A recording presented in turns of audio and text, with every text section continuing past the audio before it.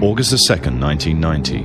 Saddam Hussein's forces crashed through the defenses of oil-rich Kuwait.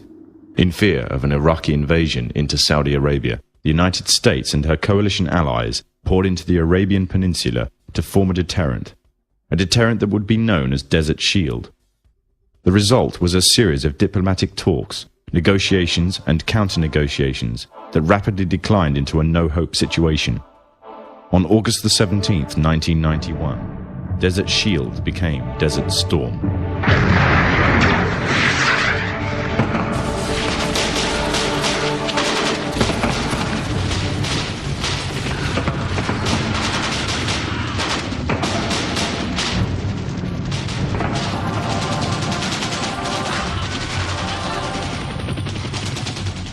The conflict was witnessed by millions through the eye of CNN and the BBC, showing propaganda of the systematic eradication of Saddam's forces by a coalition far superior in technological, political, and economic power.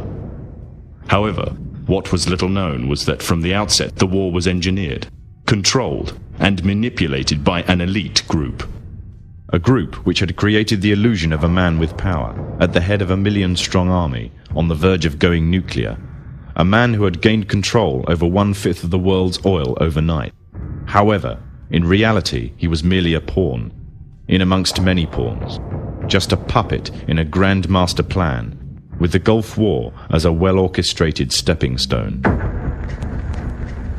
The orchestrators of the war were by no means strangers to controlling major world events.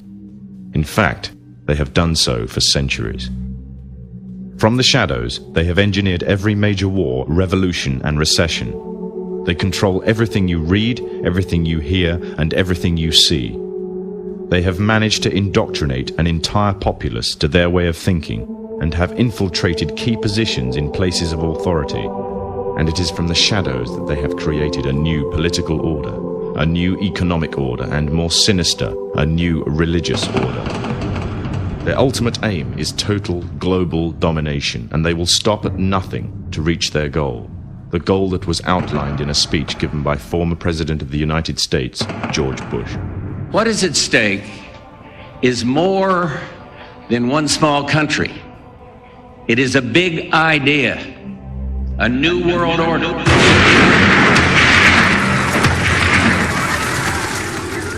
However, the origins of this global plan were not created in the offices of the White House. In reality, their roots lay in another war. This time, the year is 1095, and the place, Clermont, France.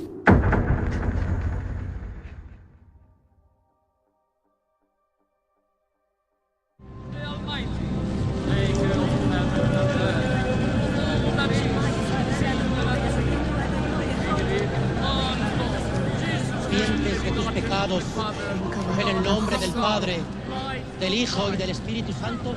11th century Europe was ruled by the Church, which held a firm grip on the hearts and minds of the people.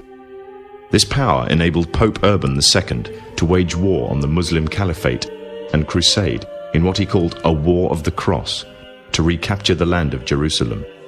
It had been under Muslim rule since the year 637, but in 1099 this rule was brought to a bloody and sudden end. In the name of the cross, women were raped and murdered.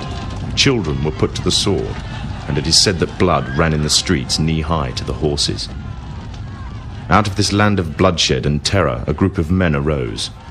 Men that would stop at nothing to get what they wanted, no matter what the cost. 20 years after Jerusalem was taken, the Dome of the Rock was seized by a group of warrior monks calling themselves the Knights of the Temple of Solomon, or more simply, the Knights Templars.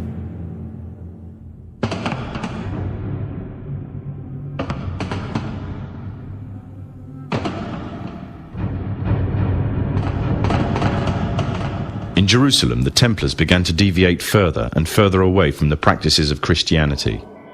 They learnt the secret arts of the Kabbalah, an ancient form of Jewish magic, along with its dark rites and rituals. The Jews had learnt the arts from the pagans of ancient Egypt during the times of enslavement to the Pharaoh, and developed them into Babylon at the time of Nebuchadnezzar. In 1307, King Philippe of France arrested them for charges of denial of Christ, homosexuality, and idol worship, as well as magic.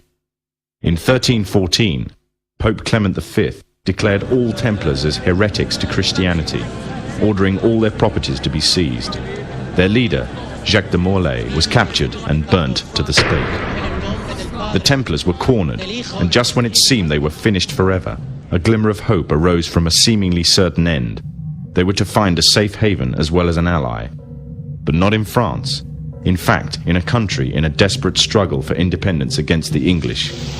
The country of Scotland.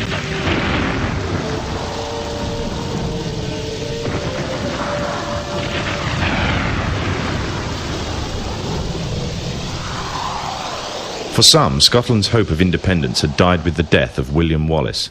However, to the King of Scotland, Robert the Bruce, the arrival of the Templars gave him a new secret weapon. Their experience, gained over 200 years of fighting the mighty armies of Islam, had made them expert in combat and warfare, and more than a match for any army brought before them. In 1314, the Templars, allied with Robert the Bruce and his army, took to the fields of Bannockburn in the long-awaited showdown with the English.